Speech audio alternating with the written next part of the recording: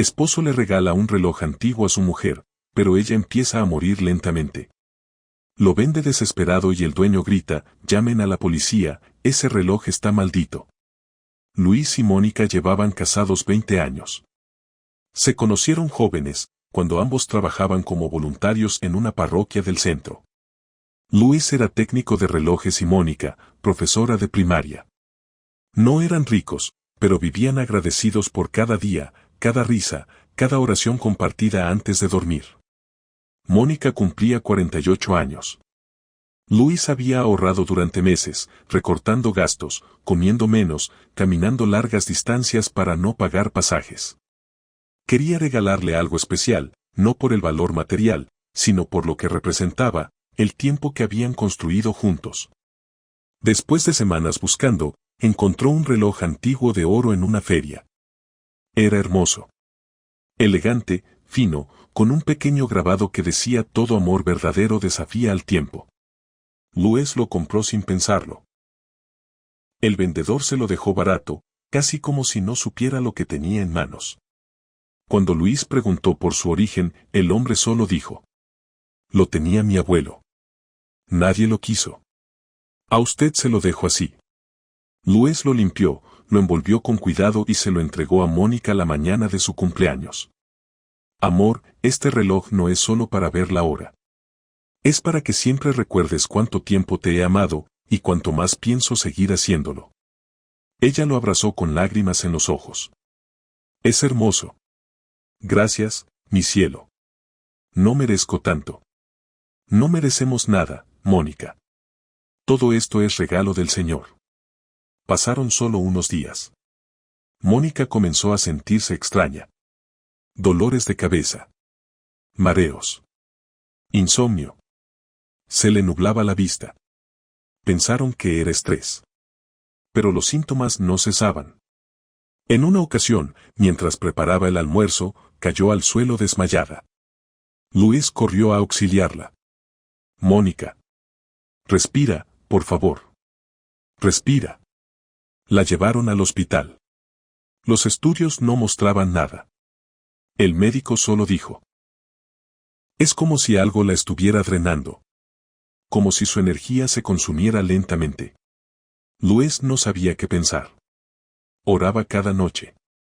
Padre Celestial, tú que tienes poder sobre la vida y la muerte, muéstrame qué debo hacer. No entiendo este dolor. Una madrugada, mientras se arrodillaba frente al altar de su casa, sintió una idea en el pecho, como una voz suave: el reloj. Luis se levantó y fue al cajón donde Mónica lo guardaba. Al tocarlo, sintió un escalofrío. Estaba helado. Algo en su interior le decía que ese objeto, tan hermoso, no venía con bendición. ¿Y si lo llevo a revisar? Pensó. A la mañana siguiente, llevó el reloj a una tienda de empeños en el centro de la ciudad. La atendía un hombre mayor, don Marcelo, experto en relojes de colección. Buenos días. Vengo a que me valore este reloj. Es antiguo, y creo que podría venderlo si tiene buen precio. Marcelo tomó el reloj. Al instante, su rostro cambió. Se quedó inmóvil, observando la pieza. Sus manos comenzaron a temblar. Luis pensó que era por la emoción de ver algo valioso. ¿Está bien, señor? ¿Es una pieza cara? Pero el hombre no respondió. Se levantó y llamó a su asistente. Llama a la policía. Ahora. Luis retrocedió confundido. ¿La policía? ¿Por qué? Marcelo lo miró con el rostro pálido. Este reloj fue reportado hace 35 años. Pertenece a una familia desaparecida durante un caso sin resolver. El padre, la madre y un niño de 5 años. Nadie supo qué pasó. Solo encontraron este reloj en la escena del crimen. Luis sintió que el piso se le movía. Yo no sabía. Se lo compré a un hombre en una feria. Es un regalo para mi esposa. Se está enfermando. Yo no tengo nada que ver. No se mueva de aquí, ordenó Marcelo. Luis corrió hacia la salida. No huyó por culpa, sino por desesperación. Solo quería salvar a Mónica. Subió a un taxi, respirando con dificultad, sintiendo que una sombra invisible lo seguía. Al llegar a casa, Mónica estaba peor. No podía abrir los ojos. Su piel se había puesto grisácea. Dios mío, ayúdame. Sánala. No puedo perderla. Apretó el reloj contra su pecho. Dime qué eres. Dime qué maldad traes contigo. En ese instante, una luz intensa iluminó la habitación. La vela del altar se encendió sola. Luis cayó de rodillas, llorando. No permitas que muera. Haz lo que quieras conmigo, pero sálvala.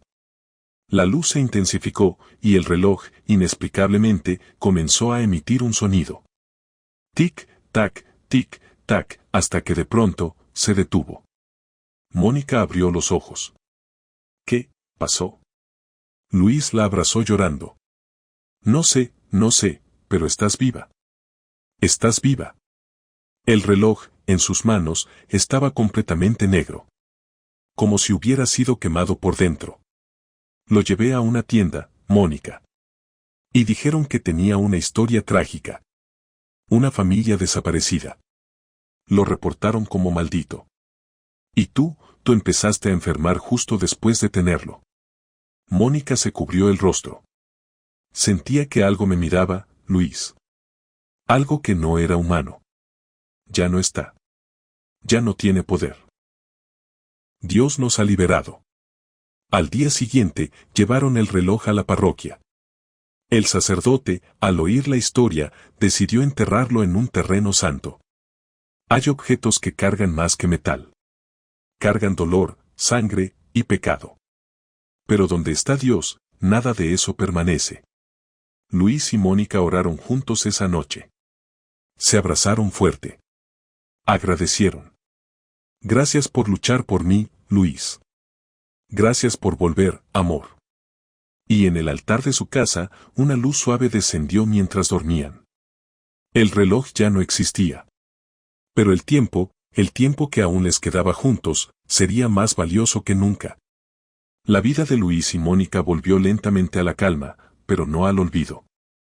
Aunque Mónica se había recuperado por completo desde que enterraron el reloj maldito en tierra bendita, ambos sabían que lo vivido no había sido una simple coincidencia.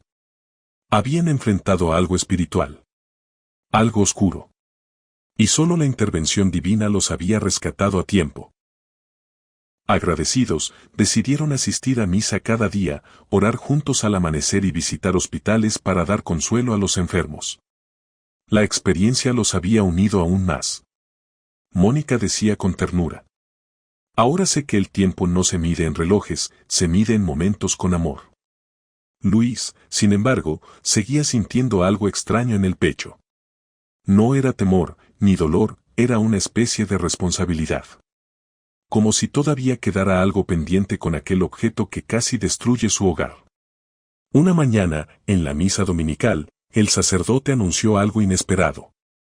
Hermanos, hemos recibido una carta desde la diócesis. Un grupo de investigadores está reabriendo un caso archivado hace más de 30 años. Se trata de una familia desaparecida en circunstancias misteriosas. Piden ayuda a quienes puedan tener información o recuerdos. Luis sintió como el corazón le latía con fuerza. El nombre de la familia coincidía con el que el dueño de la casa de empeño le había mencionado, los Salvatierra. Después de la misa, se acercó al sacerdote y le contó todo. Padre, creo que el reloj que tuve en casa les pertenecía. ¿Estás seguro? Sí. Cuando lo llevé a vender, el dueño casi se desmaya. Dijo que ese reloj fue encontrado en la escena del crimen, y luego, mi esposa enfermó. El sacerdote lo miró con gravedad. ¿Guardaste el objeto? No. Usted lo enterró en el terreno de la parroquia. Entonces, debemos ir a desenterrarlo. El reloj puede ser clave para resolver ese caso. Luis dudó. ¿Y si trae otra vez la maldición? Dios no nos deja solos cuando actuamos con la verdad. Esa misma tarde, con un grupo de fieles y el sacerdote al frente, fueron al terreno. Cavaron con cuidado. El reloj seguía allí. Pero esta vez no estaba negro. Estaba limpio. Brillaba como nuevo. El mal ya no está en él, dijo el sacerdote. La oración lo purificó. Louis sintió un nudo en la garganta. Quizás ahora sí, puede decirnos la verdad. Entregaron el reloj a las autoridades. Y lo impensable ocurrió. Un perito descubrió que en su interior había una microinscripción apenas visible a simple vista, una inicial, una fecha y un número de serie. Esto nos llevará al fabricante. Y al comprador original. Días después, llamaron a Luis y Mónica a declarar. Los investigadores confirmaron que ese reloj fue un regalo de boda que Fernando Salvatierra le hizo a su esposa Clara el día que se casaron, en 1986. El mismo día que desaparecieron. ¿Y por qué apareció tantos años después? Preguntó Mónica. Eso es lo que intentamos descubrir, respondió la agente. Pero hay algo más, el número de serie no fue borrado por el tiempo. Fue alterado a propósito. Alguien intentó esconder el origen. Luis se estremeció. Entonces, alguien quería que nadie encontrara ese reloj. Exacto. Y quien lo vendió en la feria sabía lo que hacía. Luis recordó el rostro del hombre que se lo había vendido. No parecía amenazante, pero tampoco inocente. Lo buscaron, pero ya no estaba en la feria. Nadie lo conocía. Nadie sabía su nombre. Es como si se lo hubieran puesto a usted en las manos, le dijo la agente. ¿Y si fue Dios quien quiso que lo encontráramos? Preguntó Mónica. Entonces, estamos frente a un milagro, respondió la oficial, sin ocultar la emoción. Las noticias comenzaron a correr. Los medios hablaban del caso Salvatierra, ahora reabierto por una pareja que descubrió el reloj maldito y sobrevivió gracias a su fe. Luis y Mónica salían en entrevistas, no por fama, sino para dar testimonio. No fue suerte. Fue Dios. Nosotros solo fuimos instrumentos. Una tarde, mientras caminaban de regreso a casa, se detuvieron en una pequeña capilla. Entraron en silencio. Se arrodillaron frente al altar. Padre Celestial, si esta historia aún no termina, danos fuerza para llegar al final. En ese instante, una luz descendió desde el vitral superior. Mónica miró hacia arriba y sonrió. Está con nosotros, Luis. No hay duda. Días después, los investigadores hallaron un dato que estremeció todo. Un hombre había trabajado con Fernando Salvatierra en los años 80. Se había peleado con él por una deuda.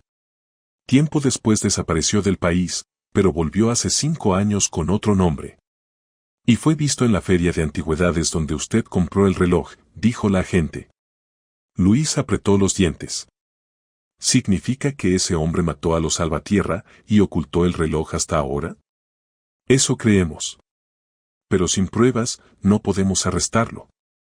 Entonces, Mónica dijo algo inesperado. ¿Y si regresamos a la feria y oramos con fe, pidiendo que Dios lo haga aparecer? Luis la miró con asombro. ¿Tú crees? Sí. Porque Dios no solo hace milagros. También hace justicia. Reunieron un grupo de oración. Se pararon frente al lugar donde Luis había comprado el reloj. Cantaron, oraron, lloraron. Personas curiosas se acercaban. Algunos se burlaban. Otros se unían. Y entonces, apareció. Un hombre de barba canosa, sombrero y mirada evasiva. Al ver a Luis, retrocedió. Intentó huir. Pero una mujer lo reconoció. Es él.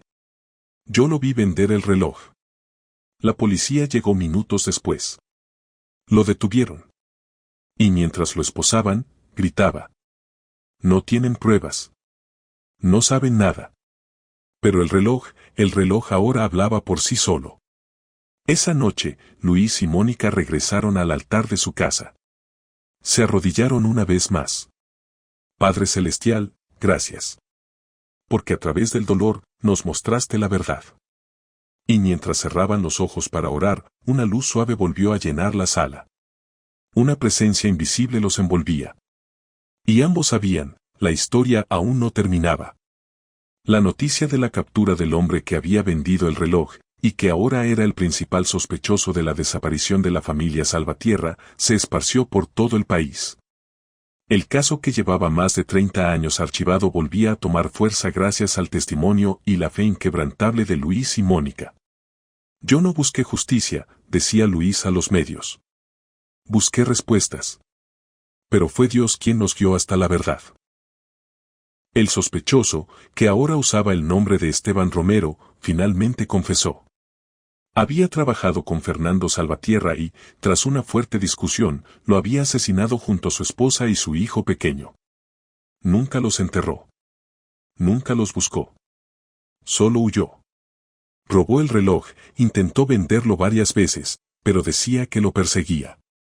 Nadie lo quería. Años después, lo abandonó entre otras antigüedades sin saber que acabaría en manos de una pareja creyente. Ese reloj, ese maldito reloj, me quitó el sueño durante décadas, dijo en su declaración. Cada vez que lo tocaba, sentía que alguien me miraba. Un niño. Nunca hablaba. Solo lloraba. Mónica se estremeció al escuchar ese detalle. Era el hijo, susurró. El niño que nunca descansó. El que imploraba que alguien contara su historia. El cuerpo del niño fue encontrado, junto a los de sus padres, gracias a una pista que el asesino dio durante el interrogatorio. Había ocultado todo en un viejo pozo sellado con concreto. Cuando los restos fueron identificados, el fiscal dijo una frase que quedó grabada para siempre en la memoria del país. La justicia humana llegó tarde, pero la justicia divina nunca falla. Luis y Mónica asistieron al entierro de los tres. Aunque no eran familia, sentían un lazo espiritual. Lloraron en silencio mientras colocaban flores blancas sobre las lápidas. El sacerdote que presidía la ceremonia los llamó a pasar al frente. Si esta familia puede descansar hoy, es gracias a ustedes. No por el reloj, sino por su fe. Ustedes no se rindieron. No huyeron. Y sobre todo, no se vengaron. Amaron, incluso en medio del miedo. Y por eso, Dios se manifestó. Luis alzó la mirada al cielo. Padre Celestial, que estas almas encuentren la paz que les fue negada. Que ahora descansen en tu presencia. En ese instante, el cielo, que había estado cubierto de nubes, se abrió. Un rayo de luz descendió suavemente sobre las tres tumbas. Todos los presentes vieron el resplandor. Nadie habló. Algunos se arrodillaron. Otros lloraron en silencio. Es la señal, dijo Mónica. Es la promesa cumplida. Al día siguiente, Mónica recibió una carta. Venía sin remitente, pero escrita con una caligrafía clara. Decía: gracias por no ignorar el susurro de un alma perdida. Gracias por devolvernos el nombre. Ahora podemos descansar. Que Dios los bendiga y les multiplique el amor que sembraron. No firmaba nadie. Pero Luis supo, al leerla, que venía del cielo. La historia dio la vuelta al mundo. Fueron invitados a programas, entrevistas, incluso una productora quiso comprar los derechos para hacer una película. Pero ellos se negaron. Esta historia no es nuestra. Le pertenece al cielo. Volvieron a su vida tranquila. A su casa sencilla. A su altar de siempre. Pero algo había cambiado en ellos, ya no vivían solo para sí mismos. Decidieron abrir un centro de apoyo para personas que sufrían pérdidas no resueltas. Ayudaban a buscar a desaparecidos, consolaban a madres que esperaban noticias, oraban con familias rotas por la incertidumbre. Una tarde, un joven llegó al centro. Se llamaba Elías. Tenía 22 años y había perdido a su hermana en circunstancias misteriosas hacía más de una década. Nadie lo tomaba en serio. Solo Luis lo escuchó. Dime todo desde el principio, le dijo, mirándolo a los ojos. Elías le habló durante horas. Al final, Luis oró por él.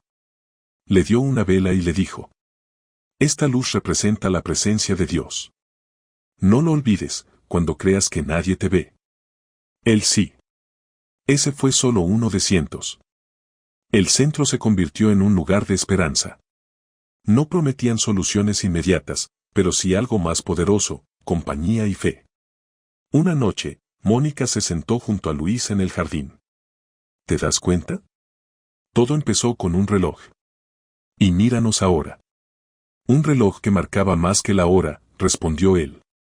Marcaba el momento exacto en que Dios decidió que todo saldría a la luz. ¿Volverías a vivir todo esto? Luis la miró. Tomó su mano. Sí.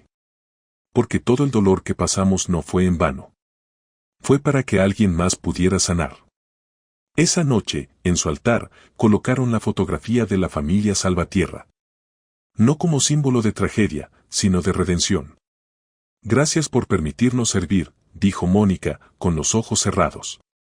Gracias, Padre Celestial, por convertir el horror en esperanza. Y como respuesta, la luz de la vela parpadeó, y luego se mantuvo firme. Pasaron los años. Luis y Mónica envejecieron con dignidad. Se hicieron abuelos.